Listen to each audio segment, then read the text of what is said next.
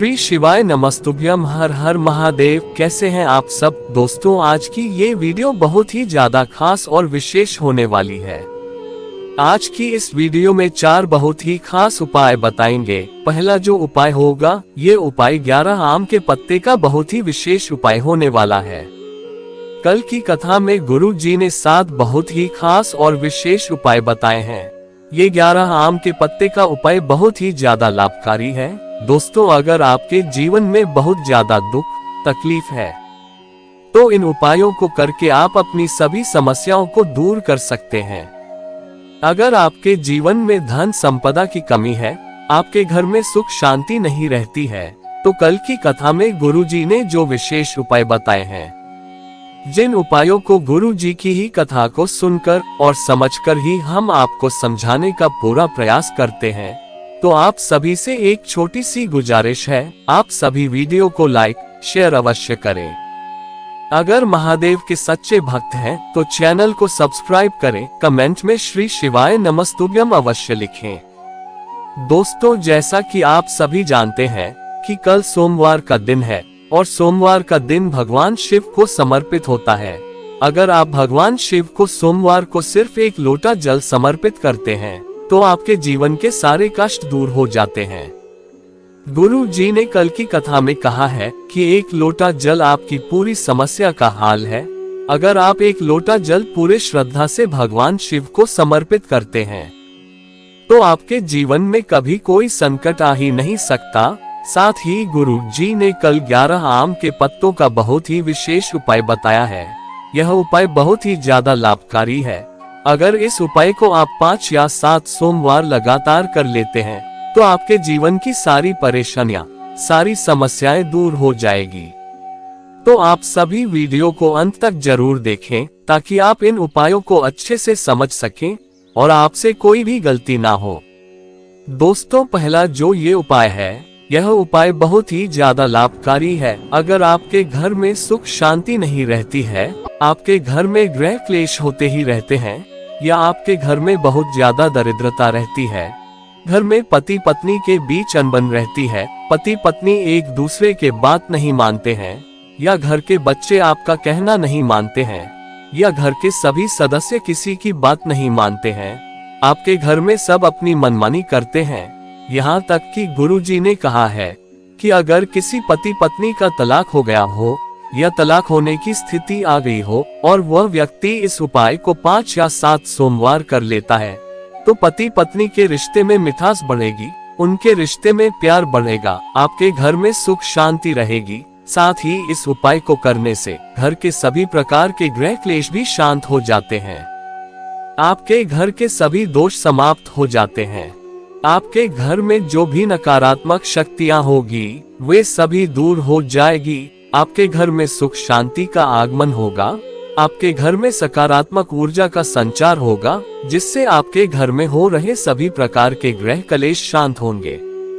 इस उपाय को करने के लिए आपको 11 आम के पत्ते लेने हैं। आम के पत्ते कहीं से कटे हुए न हो और आम के पेट में कहीं भी काले धब्बे न हो, और आपको थोड़ा सा शहद लेना है और आपको थोड़ा सा कच्चा सूत लेना है, और फिर इन सभी सामग्री को लेकर आप किसी शिव मंदिर चले जाएं और अपना फेस उत्तर दिशा यानी कि नॉर्थ दिशा की ओर करके शिवलिंग के पास बैठ जाएं, और फिर आम के 11 पत्तों को एक के ऊपर एक रख दें और आम के पत्ते की डंडी को कच्चे सूत से लपेट दें, और फिर आम के पत्ते की डंडी में शहद लगा दें, और फिर 11 आम के पत्ते को माता अशोक सुंदरी को समर्पित कर देना है।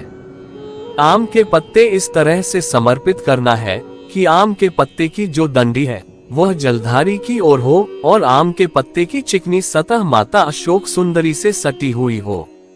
और फिर महादेव से प्रार्थना करें, आपकी जो भी समस्या है, आपकी जो भी मनोकामना है, महादेव से कह देनी है, आपकी वो समस्या 1 महीने के अंदर ही दूर हो जाएगी। दूसरा जो ये उपाय है, ये धन प्राप्ति हेतु बहुत ही ज्यादा लाभकारी उपाय है। अगर आपके घर में बहुत ज्यादा धन की कमी रहती है, आपके घर में धन का आगमन नहीं हो रहा है, या आपके घर में धन नहीं टिक रहा है, तो गुरुजी ने कहा है कि इस उपाय को करने से आपके घर में कुबेर जी का आगमन होगा। साथ ही इस उपाय को करने से माँ लक्ष्मी, भगवान शिव और कुबेर जी का आशीर्वाद प्राप्त होता है। गुरु जी ने कहा है कि सिर्फ एक बेलपत्र अगर आप इस तरह से शिवलिंग पर समर्पित करते हैं तो आपके जीवन में कभी धन संपदा की कमी नहीं रहेगी। आपके घर में लक्ष्मी और कुबेर का आगमन होगा। गुरु जी ने कल की कथा में कहा है कि इस उपाय को जो भी व्यक्ति करता है उसके जीवन में कभी धन वैभव की कमी नहीं होती। अगर आपके घर में धन की कमी रहती है या आपके ऊपर बहुत कर्ज हो गया है, आपके घर में 4-5 लोग कमाने वाले हैं, फिर भी आपके घर में पैसों की कमी बनी रहती है, तो गुरु जी ने कहा है कि इस उपाय को करने से धन से जुड़ी सभी समस्याएं दूर हो जाती हैं। इस उपाय को करने के लिए आपको एक बेलपत्र लेना है। ध्यान रहे कि बेलपत्र कहीं से खंडित न हो।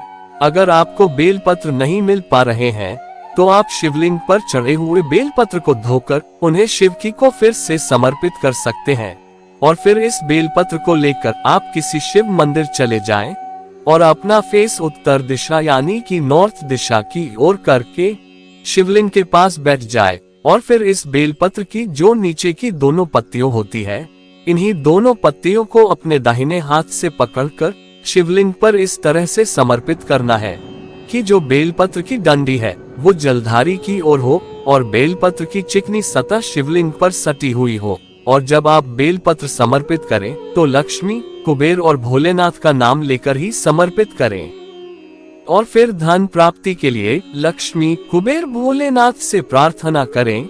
गुरु जी ने कहा है कि ऐसा करने से आपके घर में माँ लक्ष्मी और कुबेर जी का आगमन होगा। उनकी कृपा से आपको कभी धन संपदा की कमी नहीं होगी। बस आपको यह उपाय 5 या 7 सोमवार लगातार करना है। आप इस उपाय को पूरे दिन में किसी भी समय कर सकते हैं। दोस्तों, तीसरा जो ये उपाय है, यह उपाय बहुत ही ज्यादा लाभकारी है। गुरु जी ने कल की कथा में बताया है कि अगर आप इस तरह से एक बेलपत्र शिवलिंग पर समर्पित करते हैं तो आपकी कैसी भी कोई मनोकामना हो, आपकी मनोकामना 2 से 3 महीने में पूर्ण हो जाएगी।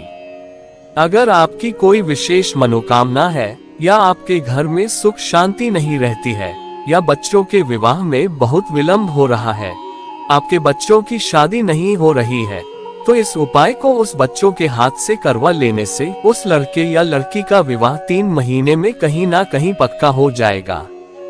इस उपाय को आप सभी जरूर करें। इस उपाय को करने से आपके जीवन की सारी परेशानी दूर हो जाएगी।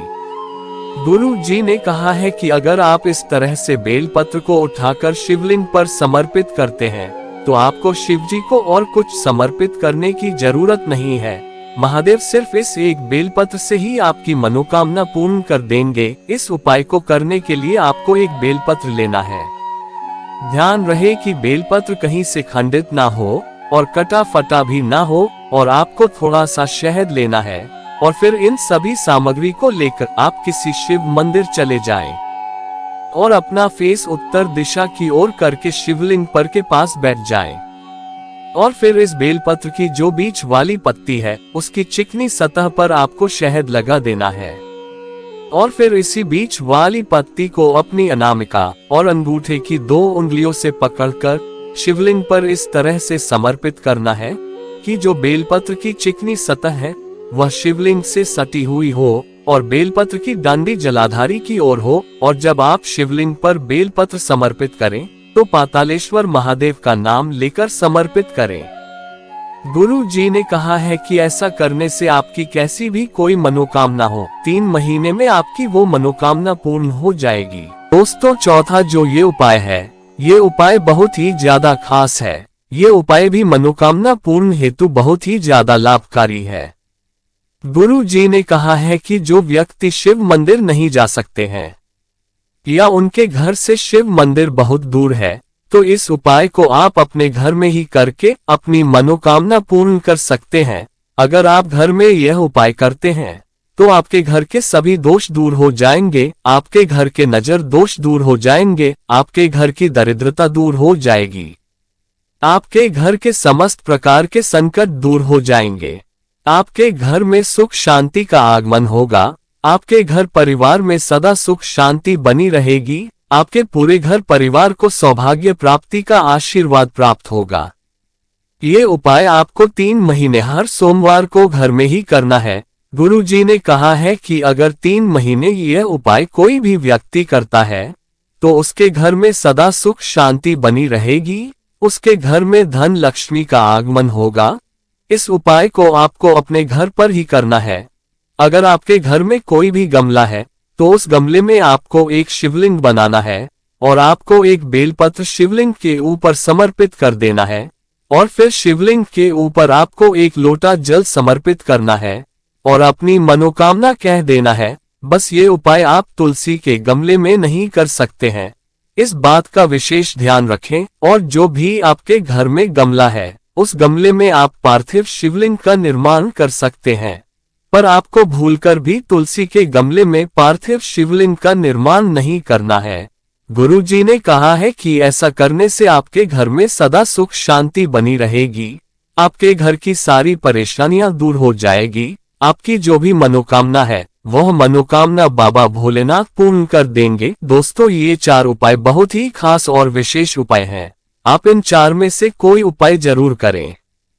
श्री शिवाय नमस्तुभ्यम। हर हर महादेव।